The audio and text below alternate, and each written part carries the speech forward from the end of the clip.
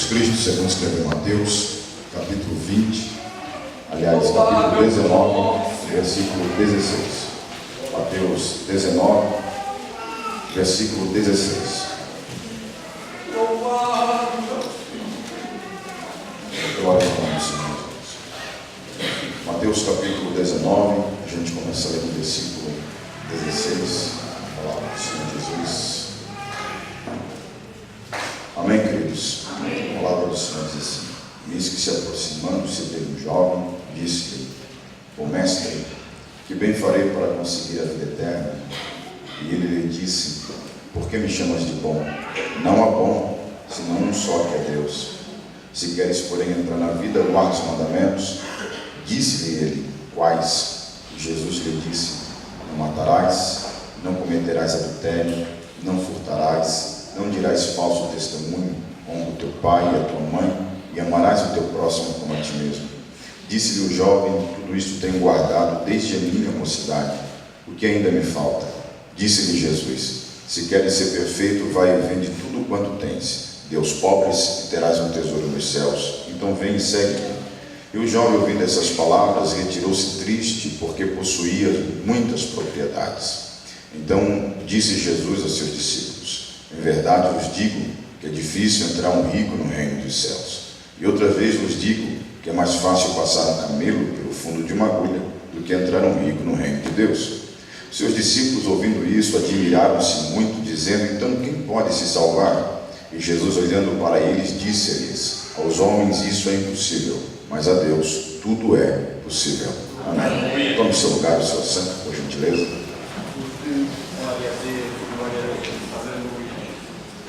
Glória a Deus. Queridos, é bom a gente estar na presença do Senhor Jesus, louvando a Deus, né? A gente sentiu a presença de Deus já muito forte, muito intenso, né? Tem sido uma manhã já muito abençoada, muito recompensadora. Eu acredito que, se não todos, a grande maioria, a gente já sairia daqui muito agradecido a Deus, né? Por tudo que Deus tem feito já. Essa manhã a gente tem sentido a presença de Deus de forma muito, mas muito intensa mesmo, né? Dizer para os irmãos que é um privilégio poder retornar na igreja, estar com vocês mais uma oportunidade, né? Agradecer o convite que foi feito. Muito obrigado, Jonas, todos os jovens. Deus abençoe vocês, tá? Um privilégio muito grande poder servi-los com a palavra do Senhor Jesus. Toda essa igreja, os congregados, os visitantes, os obreiros da casa do Senhor. É muito bom estar com vocês aqui nessa manhã, né? Nessa manhã, muito bom estar com vocês aqui nessa manhã. Também estou aqui com essa dupla muito boa, né? Muito abençoada, muito bom de ouvir, né? Deus abençoe vocês de forma poderosa. Eu fiquei maravilhado ouvindo vocês ali. Podia ficar só ouvindo vocês aqui, que já estava bom, né? Queria pregar mais, né? Só ouvindo vocês aqui já estava muito bom. Muito legal, muito bacana de ouvir vocês. Isso é uma glória, isso é tudo glória a Deus, né, irmãos? Porque a Bíblia diz que toda boa dádiva vem de Deus, né? Nada vem do homem, nada vem do homem. Deus é soberano, nada vem do homem. Quando Martinho Lutero começou a reforma protestante, perguntaram para Lutero o seguinte: você tem noção da proporção que isso tem dominado a terra? Como as pessoas estão sendo impactadas?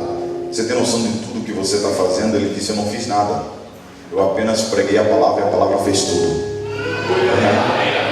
Toda boa dádiva vem de Deus, irmãos. Nada vem de nós. Toda boa dádiva vem de Deus. Tudo que acontece na nossa vida pode ser de bom, tudo que a gente pode manifestar de bom dom, talento, tudo vem de Deus. Amém? Então a Ele seja a glória, o louvor. Eu estava aqui nessa manhã meditando na grandeza e no poder de Deus, e eu acho que a gente é tão pequeno, tão miserável, que a gente não tem nem a capacidade de dimensionar a grandeza de Deus. A gente tem um vislumbre, e esse vislumbre já é impactante, mas a nossa mente é tão pequena, é uma ervilha perto da grandeza de Deus. Não cabe dentro da nossa mente a grandeza de Deus. E por isso que sempre que Deus chega pertinho da gente, que a gente tem essa presença de Deus, a gente não se controla, a gente chora, se arrepia, a gente se emociona, porque a emoção é aquilo que a palavra não pode traduzir. Se você pudesse traduzir tudo o que você sente, você não choraria. Você chora porque você não consegue se controlar, porque você não tem como traduzir. A presença de Deus é isso. A gente pode tentar explicar da maneira que for. A única coisa que a gente tem é lágrima, porque Deus é poderoso demais, né? É grande demais. Isso é maravilhoso. Queridos, eu quero ministrar com vocês nessa manhã sobre um caminho para os corajosos. Um caminho para os corajosos, né? Normalmente a gente ouve falar com muita frequência que essa é a pior geração que a gente já pegou de crente dentro da igreja, né? De crentes. Eu discordo fielmente disso. Essa não é a pior geração de crentes. E quando eu digo crentes, eu não estou falando de cristão. O cristianismo é um movimento que surge, ou que surgiu pouco menos de 2000 anos atrás, né? Depois da morte de Cristo com os primeiros apóstolos. O cristianismo. Mas quando eu falo crentes, eu estou falando de todo aquele que crê em Deus. Então nós estamos falando desde Adão, ok? Estamos falando desde Adão. A pior geração de crentes, daqueles que creem em Deus, é a geração do deserto. Povo de Israel, a primeira geração que faz a travessia do Mar Vermelho. Aquele povo ali é o pior tipo de crente que existe. O pior tipo de crente. O próprio Deus disse: esse povo é um povo de dura cerviz, ao ponto que eu vou fazer eles perecer no deserto, morrer essa geração no deserto, porque é um povo de dura cerviz. Eles não se dobram de forma alguma. Imagina você passar pelo Mar Vermelho e quando você anda no meio do mar, aquelas paredes de água diante de você, você andando, fazendo a travessia. Quando eles chegam do outro lado, a primeira coisa que eles fazem é murmurar, dizendo que eles iriam morrer de fome e sede, né? Tinham acabado de ver Deus abrir o Mar Vermelho, passaram no meio do Mar Vermelho, e quando chegaram do outro lado falaram: Deus não é poderoso para sustentar a gente. Ele abriu o Mar Vermelho, mas Ele não é poderoso para dar alimento para a gente, tá? Esse mesmo povo lá em Êxodo, no capítulo 32, não me foge a memória, a Bíblia diz que o povo viu Moisés subir no monte. E quando Deus desceu no monte, a Bíblia diz que trovejava o monte, relâmpagos. Uma fumaça tremenda cai sobre o monte, metade do monte é fumaça, a outra metade é fogo consumidor, e o monte estremecia. E a Bíblia diz que Deus falava com Moisés, Moisés ouvia a voz de Deus, e o povo ouvia a voz de Deus como relâmpago, não entendia nada, mas via tudo aquilo trovejar, fogo, fumaça e relâmpago, para tudo quanto é lado. E quando Moisés desce do monte, a Bíblia diz que o povo tinha trocado Deus pelo bezerro de ouro. Aquela geração é a pior geração, porque aquela geração viu coisas extraordinárias e ainda assim o coração estava endurecido. Agora, olha a geração que nós estamos vivendo. É uma geração que viu pouco. A gente viu poucos sinais, a gente viu pouco milagre, a gente viu pouco acontecimento, a gente tem muita promessa e poucas coisas concretas. E talvez por isso Jesus disse: bem-aventurados os que não viram, mas creram. Bem-aventurados os que não viram, mas creram. Okay? Essa não é a pior geração que nós temos. Eu não estou falando também sobre a questão da natureza do que somos. Eu estou falando sobre a posição que estamos. Se você olha aquilo que nós somos pela natureza, você vai enxergar um quadro. Se você olha pela posição que nós estamos, você vai enxergar um outro quadro. O Evangelho é um caminho para os corajosos. Sabe por quê, querido? Principalmente para os nossos dias. Porque o Evangelho ele é extremamente ofensivo a tudo aquilo que nós entendemos de ser bom. O Evangelho ele ofende a gente no que diz respeito a gente imaginar, ter uma proposta, ter um caminho. O Evangelho vem na contramão dessa proposta, desse caminho. Jesus certa feita olhou para os seus discípulos e para a multidão e disse: olha, ninguém pode me seguir se esse não negar o seu pai, sua mãe, seu filho, sua filha, seu esposo, sua esposa, seu irmão, sua casa. Aquele que não deixa tudo isso por causa de mim, esse também não é digno de mim. Jesus disse mais, ele disse: olha, quem é que aquele que começando uma torre, lançando o fundamento, antes de lançar o fundamento, não calcula para ver se tem recursos para começar e terminar, para que não havendo ele lançado o fundamento, não tendo com que acabar as obras, alguém passe e comece a zombar dele. Assim também é todo aquele que deve me seguir. Quem quer me seguir tem que avaliar se é realmente isso que quer e se tem coragem de ir até o final, porque esse caminho não é fácil, não é tão fácil como todo mundo diz que é. Ele é espinhoso, ele é árduo, é recompensador, mas também não é recompensador para essa vida, é recompensador no porvir. Então andar por fé, você saber que você está andando nessa terra sem ter a esperança de ver muita coisa concreta, sem ter a esperança de ver muita coisa se realizar daquilo que é a sua fé, mas é ter a certeza que no final de tudo vai valer a pena, porque você vai estar diante de Deus. Então esse caminho que nós escolhemos, que o Evangelho nos propõe, é um caminho para os corajosos. Não é fácil entrar pelo caminho do Evangelho. É verdade que alguém diz que é fácil. Não é. não é nada fácil. E quem diz que é fácil é porque não dimensionou e não entendeu o Evangelho. O próprio Jesus disse isso. Ele disse que aquele que quer me seguir tem que ser igual a um rei, que antes de entrar numa batalha vê se tem soldado suficiente para vencer a batalha, porque é uma batalha e não vai ser fácil. E Jesus deixa a ideia do Evangelho dizendo o seguinte: entrar nessa batalha é você saber que você sempre vai estar do lado da minoria, e o inimigo sempre vai ser a maioria, e por isso é o caminho de fé. É porque você, sendo menor, você vence aquele que é maior, porque o Deus Todo-Poderoso está com você. Mas não é fácil esse caminho, é um caminho desafiador. A Bíblia diz que esse jovem vem diante de Jesus e ele fala: bom mestre, o que eu farei para ter a vida eterna, para conseguir a vida eterna? E a Bíblia diz que Jesus olha para ele e diz: por que tu me chamas de bom? Não tem bom. Bom é só um, que é Deus que está nos céus. Por que me chamas de bom? Não tem bom. Bom é só um, que é Deus que está nos céus. Por que esse caminho é o caminho para corajosos? Porque esse caminho é o caminho da graça de Deus. E depender da graça de Deus não é fácil. Depender da graça de Deus é difícil. Por quê? Porque a primeira dimensão da graça de Deus é que na graça de Deus ela vai despir você. Ela vai tirar de você todo o seu aparato de poder ganhar ou conquistar alguma coisa. Estar diante da graça de Deus é você se reconhecer fraco e não se reconhecer forte. Estar diante da graça de Deus é você parar de lutar com as suas forças, com a sua capacidade e depender exclusivamente da graça de Deus. Por isso diz a palavra do Senhor em Efésios capítulo 2, versículo 8 e 9: porque pela graça sois salvos mediante a fé. Isso não vem de vós. Isso não vem de vós. Isso não vem de vós. Não vem da sua força, não vem da sua capacidade, não vem do seu intelecto, não vem do seu entusiasmo, não vem da sua imaginação, não vem da sua elaboração, não vem da sua força, não vem da sua conquista, não vem do seu operar, não vem do seu obrar. Não tem nada que você possa fazer para ser salvo. Você tem que se reconhecer fraco demais para depender da graça de Deus, porque a graça de Deus não é para aquele que bate no peito e diz: eu posso entrar no céu pelas minhas forças, eu posso conseguir porque eu tenho força para conseguir, eu vou chegar porque eu quero ir até o fim. Não. Depender da graça de Deus primeiramente é você reconhecer que não há nada em você que possa ser proveitoso e que você só vai conseguir chegar porque a graça e o amor dele é quem te sustenta. A graça de Deus é para os fracos e não para os fortes, e isso não é fácil, porque a gente passa a vida inteira lutando com as nossas forças e acreditando que a gente vai conseguir porque nós temos capacidade para conseguir, que a gente vai adquirir porque nós temos recursos para adquirir, que nós vamos conquistar porque nós temos força para isso. E quando vem a graça de Deus, quando vem Jesus, o jovem rico diz: mestre, o que eu farei para ter? Jesus olhou e disse: por que tu acha que tu pode fazer alguma coisa para ter? Porque você acha que você é bom? Porque você acha que tem algum bom? Então eu quero que você saiba de uma coisa: não há nada que você possa fazer, porque não há ninguém bom.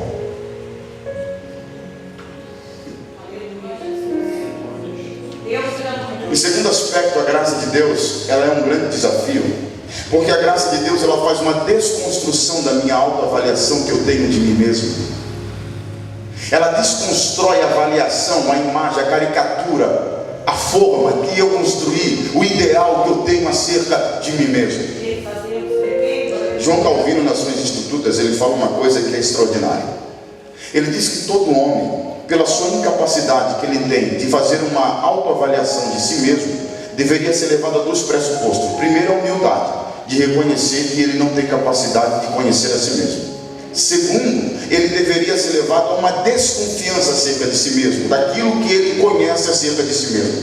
Ele deveria desconfiar acerca de si mesmo. Se ele se acha bom, ele deveria desconfiar da sua bondade. Se ele se acha inútil, ele deveria desconfiar da sua inutilidade. Se ele se considera uma pessoa agradável, ele deveria desconfiar disso. Por quê? Porque o homem é incapaz de fazer uma autoavaliação de si mesmo.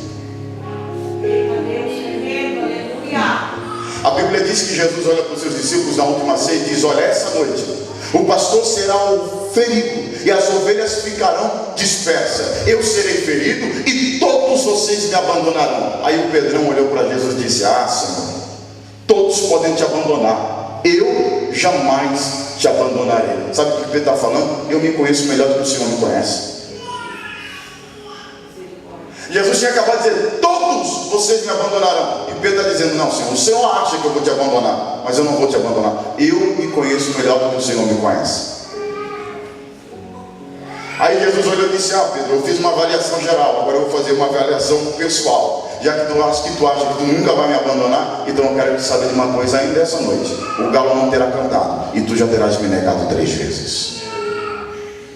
Jesus não vai ratificar a autoavaliação que Pedro tem de si mesmo, achando que ele é bom, achando que ele pode seguir o mestre até o fim, achando que ele está pronto, achando que ele está capacitado. Jesus não vai ratificar a autoavaliação que nós temos de nós mesmos. Jesus, ele vai desconstruir, desmascarar, desnudar, desvestir, retirar de Pedro essa máscara que ele construiu de se olhar no espelho e achar que ele é digno, de olhar no espelho e achar que ele pode, de olhar no espelho e achar que alguma coisa ele é, ao ponto de dizer: eu me conheço melhor do que eu mesmo. Não, Deus vai arrancar a máscara de Pedro. E quando Pedro se vê no fracasso, Jesus diz: agora você está pronto para começar.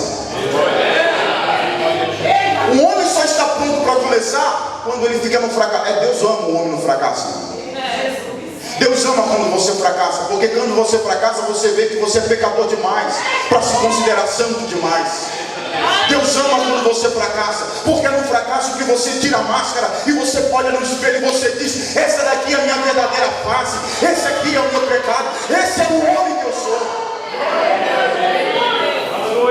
Deus ama o homem no fracasso, porque o homem no fracasso não consegue depender das suas forças. O pecado é a grande oportunidade que você tem de se aproximar de Deus.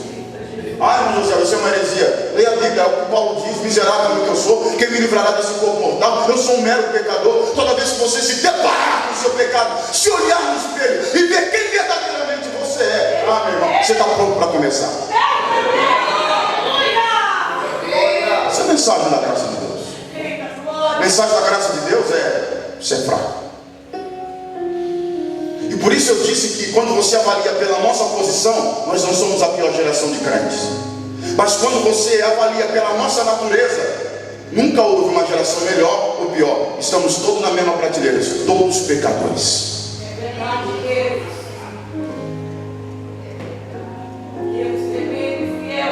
Paulo diz: miserável que eu sou, quem me livrará desse corpo mortal? O corpo mortal que ele está falando ali é um eufemismo. Há uma tradição romana que você tinha na época. Quando você matava alguém, você era pego em flagrante, matando, assassinando alguém, cometendo um homicídio. Sabe o que eles faziam? Como sentença de punição, eles pegavam o corpo do homem morto que você matou e eles amarravam no seu corpo. E na medida com que ele ia apodrecendo, você ia apodrecendo junto com ele. Na medida com que ele ia cheirando mal, você ia cheirando mal junto com ele. Na medida com que os bichos iam comendo ele, devorando ele, os bichos também entravam no seu corpo e as infecções iam matando você lentamente. Na medida com que ele ia putreficando, você também ia morrendo. Aí Paulo fala: miserável que eu sou, o salário do pecado é a morte. Então quer dizer que o corpo pecador, o corpo da morte habita em mim. Então ele diz: miserável que eu sou, porque o bem que eu quero fazer não faço, o mal que eu tento evitar, quando vi já pratiquei. Então se eu luto para não praticar o pecado que eu não quero praticar, mas quando eu vi, eu já peguei, quer dizer que não sou eu que peco, mas o velho homem que está em mim. É isso que me faz pecar, de modo que todos nós somos o único animal na face da terra que dormimos com cadáver, acordamos com cadáver, jantamos com cadáver, almoçamos com cadáver. Esse cadáver se chama velho homem, que está ali morto, mas que a qualquer momento ele surge, ele pula, ele ressuscita, ele vem para fora, ele aflora e pronto. O pecado está diante de nós e nós cometemos ele. Tem uma escola de psicologia na Alemanha, que na verdade é psiquiatria, que eles fizeram algo interessante. Eles acreditam, eles estudam com esse fundamento, eles acreditam que o ser humano pode ter a sua natureza adulterada. Eles podem adulterar a natureza do ser humano. Que se você pegar um ser humano e trabalhar no subconsciente dele, aquilo que Freud trabalhava, trabalhar no subconsciente dele, você vai educar o ser humano para ser uma pessoa boa. Então você pega o pior bandido, trabalha no subconsciente dele, e se você conseguir trabalhar no subconsciente dele, conscientemente, ele vai ter impulsos bons e ele vai ser um bom homem. E a prova disso, eles pegaram um gato. Aí pegaram um gato e falaram: olha, nós vamos treinar esse gato desde bebezinho, para ele ser um garçom. E nós vamos transformar o gato num garçom. Então eles pegaram o gato, começaram a treinar o gato ser um garçom. E um professor, contestando a tese deles, olhou e disse: olha, vocês até podem transformar esse gato num garçom, mas ele vai continuar sendo gato, porque as coisas são o que são, elas não mudam. É a natureza das pessoas. Eles: não, nós vamos conseguir mudar a natureza das pessoas e vamos provar isso com o gato. E o professor: ok, então vamos em frente. E aí eles começaram a trabalhar em cima disso, pegaram o gato, foram treinando o gato, e de repente fizeram uma exposição, chamaram as pessoas, chamaram a imprensa, chamaram o professor que desafiou a tese deles e disse: está aqui o gato é um garçom. E lá ia o gato, sobre duas perninhas, com uma bandejinha na mão, servindo as pessoas. O gato virou um garçom. Só que o professor resolveu levar um ratinho no bolso. Um camundonzinho, um ratinho no bolso. E quando o gato estava cercando todo mundo, e todo mundo disse: o gato virou um garçom. O professor soltou o rato. O que você acha que aconteceu, meu irmão? Bandeja para tudo quanto é lado. E o professor disse: ele pode até ser um garçom, mas ele continua sendo um gato. O que Paulo está falando é a mesma coisa. Ele disse: olha, eu posso até ser um homem de Deus, mas cuidado, o velho homem habita em mim. E do nada, esse velho homem pode aflorar. Então cuidado, porque o pecado, ele habita em mim, de modo que a única forma de eu entrar no céu e estar com Deus é a graça e o amor, o favor e a misericórdia do Deus Todo-Poderoso. Porque ainda que eu sirva com força, tem dias que a minha fraqueza vai se revelar.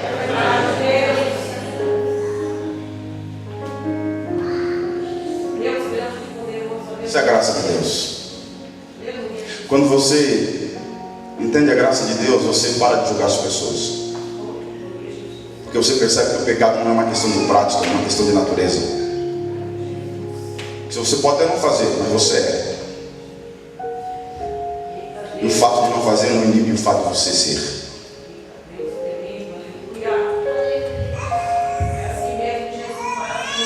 É um caminho para os corajosos, porque esse caminho eles nos confronta, ele nos leva para um espelho, onde a graça de Deus revela a mais profunda e intrínseca natureza daquilo que nós somos. Ela desconstrói o pensamento que nós temos acerca de nós mesmos e nos revela aquilo que de fato nós somos. Esse caminho é um caminho para corajosos, desafiador, porque ele é um caminho da liberdade e da libertação. A Bíblia diz que o jovem vem para Jesus e fala: bom mestre, o que eu farei para herdar a vida eterna? Guarda os mandamentos. Aí ele olha para Jesus e fala: mas tudo que o senhor tem guardado? Diz que eu era um adolescente, um jovem, o que ainda me falta? E Jesus olha para ele e diz: se tu queres ser perfeito, vai e vende tudo quanto tem, dê aos pobres e terás um tesouro nos céus. Veja, Jesus não está dando uma palavra proibitiva para ele, castradora para ele. Não, Jesus está dando uma palavra libertadora para ele. Jesus está dizendo: olha, o que te perturba, a tua sede, a tua fome, o teu apetite, o que te faz deitar, perder o sono, o que te faz acordar e trabalhar o dia inteiro e correr atrás, é o dinheiro. O dinheiro é a sua sedução, é o seu pecado, é o seu amor depravado. Então você tem que se libertar dele. Se liberte desse dinheiro, se liberte das suas riquezas, se liberte desse ego extraordinário que você montou, construiu em cima do dinheiro. Se liberte disso. Não é uma palavra castradora, limitadora, mas ela é libertadora. E Jesus está dizendo: se liberte disso.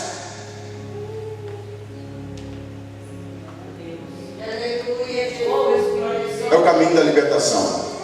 O caminho da libertação, ele tem pelo menos 3 ambientes. Primeiro, é uma libertação da mão de Satanás.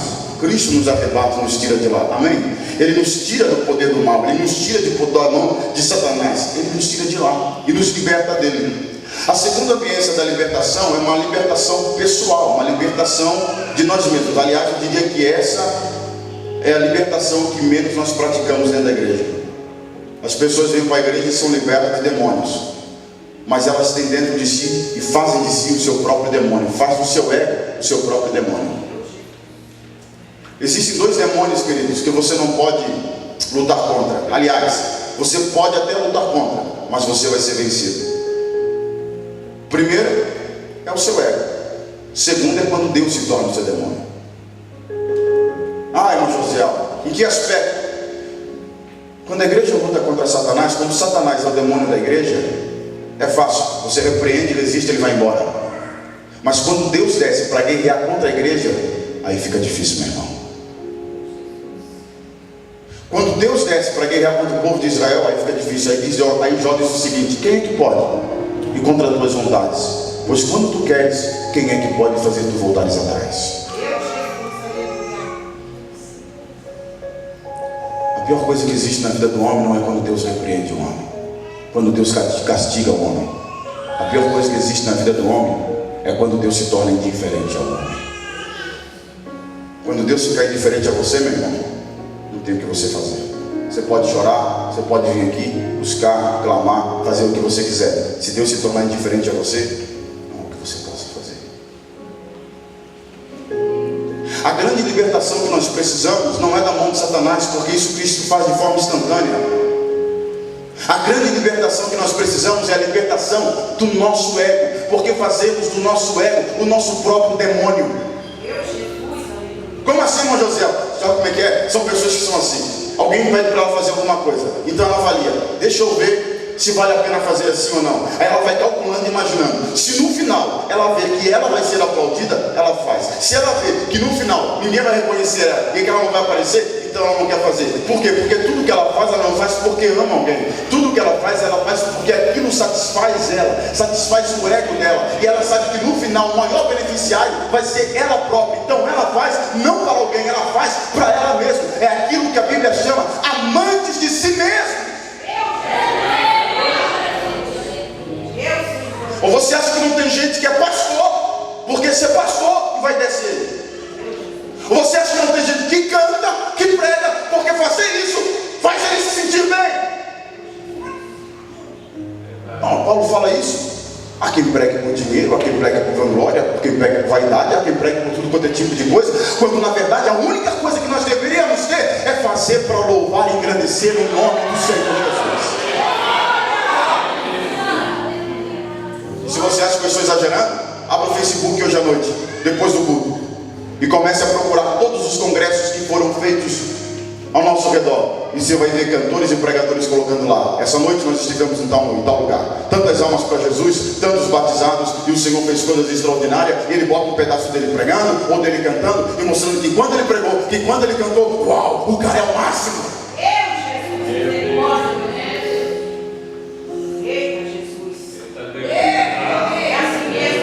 A minha oração contínua é que Deus me liberte do meu próprio ego. E por isso que João disse: importa que ele cresça e que eu diminua.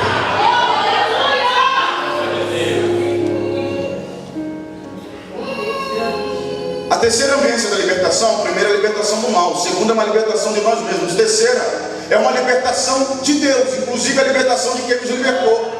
Porque quando Deus nos liberta, nós achamos: bom, agora Deus me libertou de lá e agora eu vou ser um escravo de Deus. E há quem diga, né? Nós somos um escravo livre. Irmão, isso é uma idiotice. Não existe escravo livre. Ou tu é escravo ou tu é livre, irmão. Já viu escravo livre, irmão?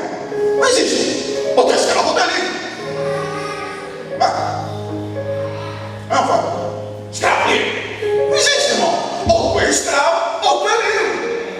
Quando Deus te liberta do maligno, Ele não te traz para outra cadeia dizendo: agora você é meu escravo. Não. Ele te liberta lá. E Ele te diz: se você quiser ficar, você fica. Se você quiser ir, você vai. Mas eu te libertei. Você está livre. Por isso a Bíblia diz que para a liberdade Cristo nos libertou. Ele não nos libertou para a escravidão. Para a liberdade Cristo nos libertou. Tem gente que faz bichinho com Deus, carinha de pau com Deus, e diz: Senhor, se o Senhor não falar comigo hoje, eu vou desviar. Irmão, eu tenho quase certeza, você vai desviar. Eu tenho a mais absoluta certeza. Se o Senhor não me mostrar um anjo hoje, eu não vou mais para a igreja, irmão. Pode entregar a carteira de membro, porque Deus não prende ninguém, queridão.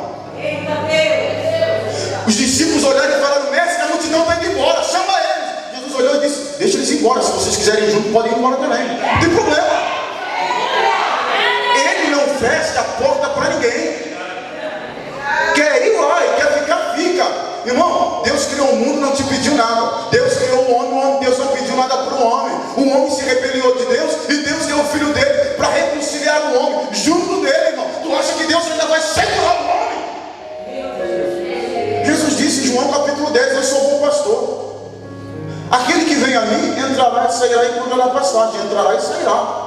Entrará e sairá. Entrará e sairá. pode entrar e pode ficar, mas se quiser sair, pode sair. A passagem que você vai encontrar lá, eu não sei se é tão boa quanto você vai encontrar aqui, mas eu não vou fechar a porta para ninguém. Entrará e sairá.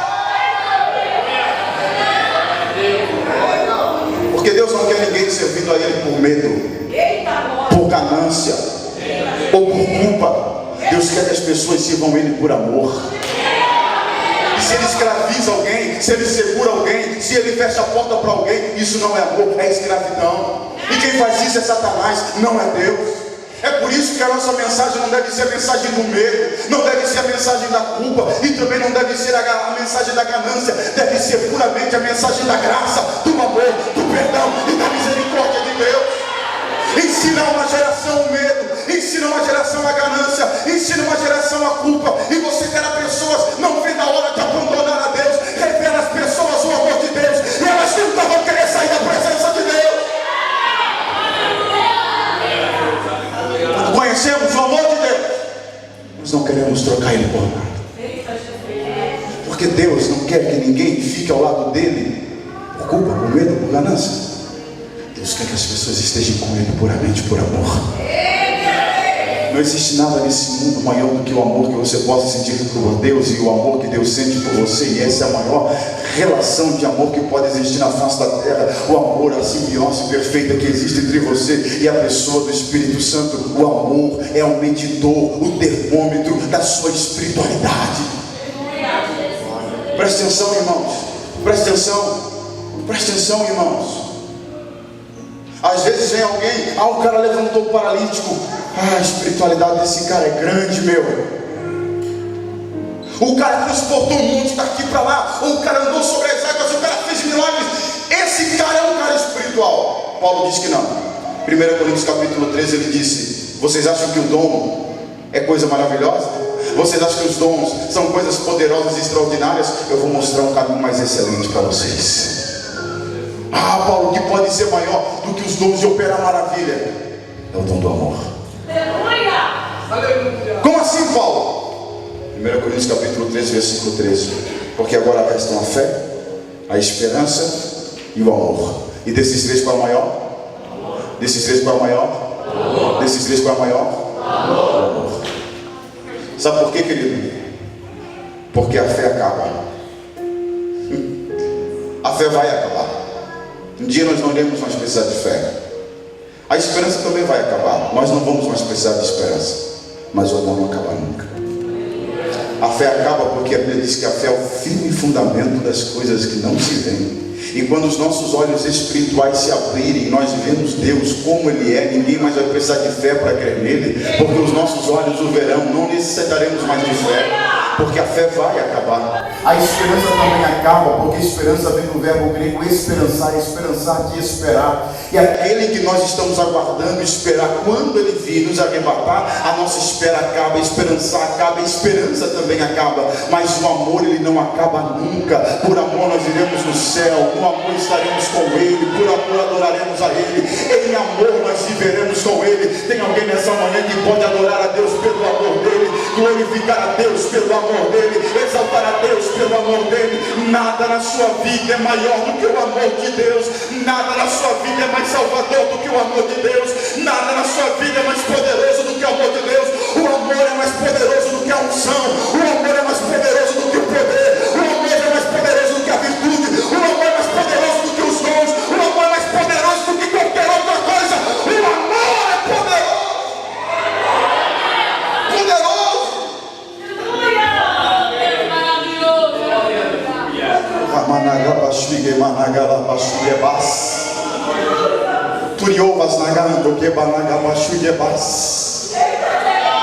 Nada é mais poderoso do que o amor de Deus.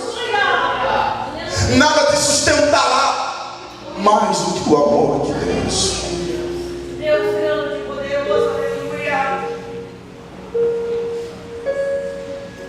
Esse caminho é um caminho para corajosos, porque ele é o caminho da libertação, da liberdade. E essa liberdade é a liberdade que não me prende, me torna livre. Deixa eu te falar uma coisa. Quando eu digo que esse caminho é o caminho para corajosos, porque é o caminho da liberdade, Eu estou dizendo que você não é obrigado a nada diante de Deus. Você não é obrigado a ofertar, não é obrigado a dizimar, não é obrigado a vir na igreja todo dia. Você não é obrigado a nada.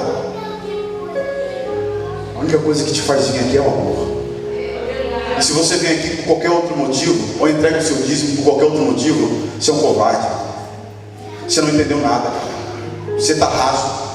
Você não entendeu profundidade de nada. Se você oferta porque oferta é costumeiro, você tem que dar oferta porque Deus quer oferta. Você não entendeu nada, cara. Se você entrega o seu dízimo porque eu tenho que ser obediente, você não entendeu nada, cara. Você não está raso, na superfície ainda. Se você congrega porque, meu Deus, se eu não congregar, Deus vai mandar um anjo com espada flamejante lá em casa, vai cortar a cabeça. Você não entendeu nada, meu. Amor. Sem amor, nada é válido. Sem amor, nada é válido. Você pode fazer tudo. Se não for pautado, medido, mediado, se não for penetrificado pelo amor, nada é válido.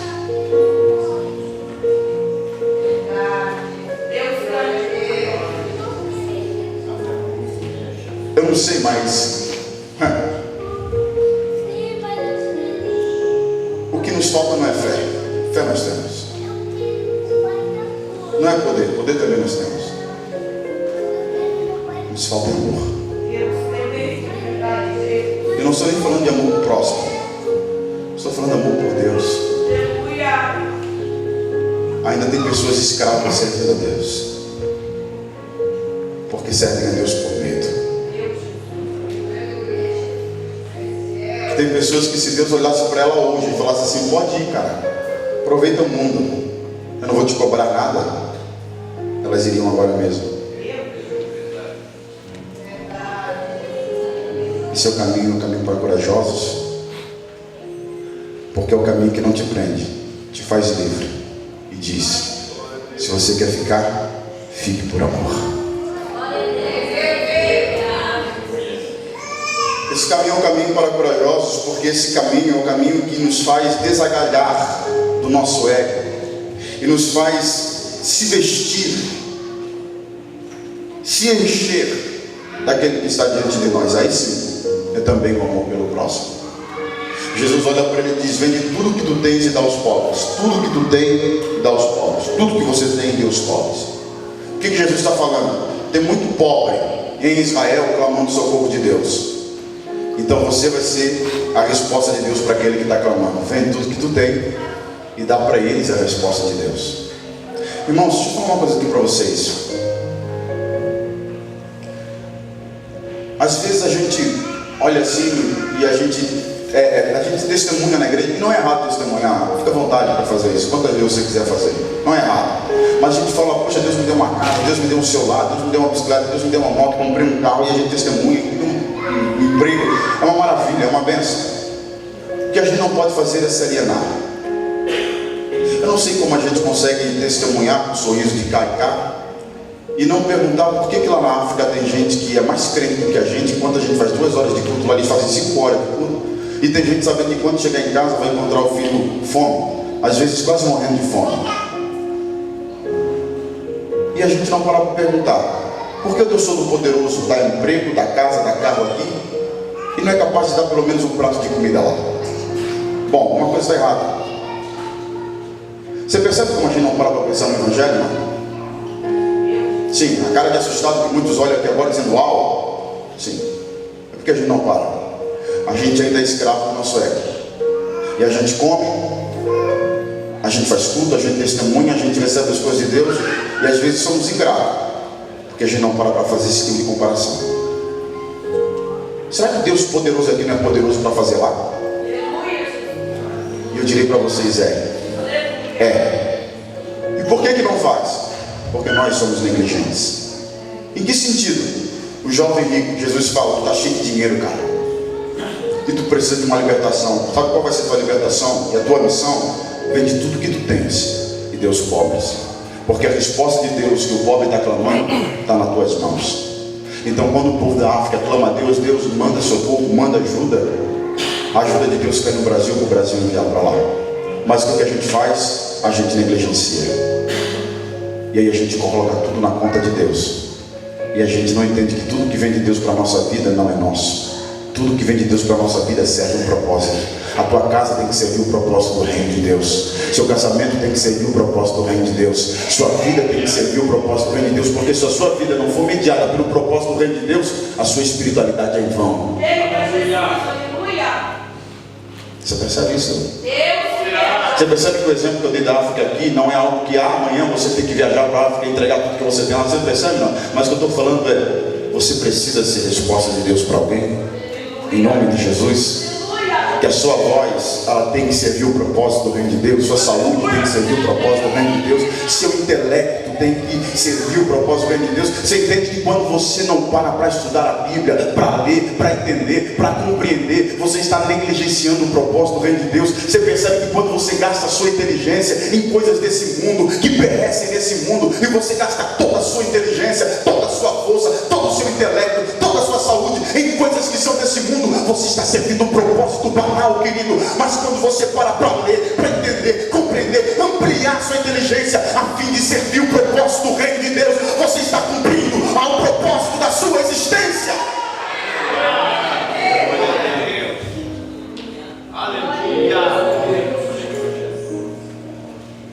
Me perdoe se tem alguém de lá aqui, mas você percebe que você não nasceu numa cidade maravilhosa como essa, ou você não está morando numa cidade como essa, com todos os recursos possíveis, por acaso. Você podia ser mais um lá na favela da Rocinha, meu querido, miserável, se desviando agora nesse momento de corpos caídos no chão. Você podia acordar toda manhã debaixo de um tiroteio terrível, agora. Você acha que você nasceu num lugar desse aqui, cheio de recursos, para gastar sua juventude com o quê? Para gastar sua vida no quê?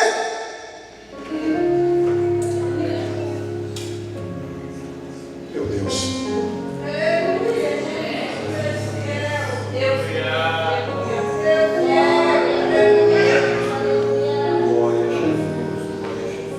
Não podemos mais dar desculpas.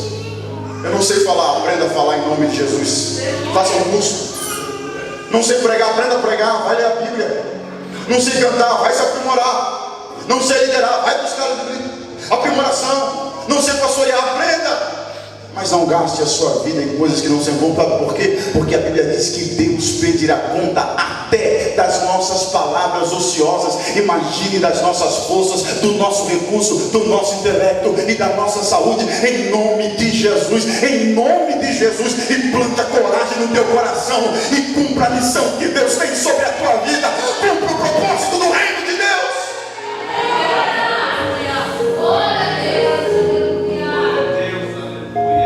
Eu termino a mensagem dessa manhã dizendo para vocês que isso parece ser difícil para você, eu sei. Às vezes parece ser difícil para mim, eu sei.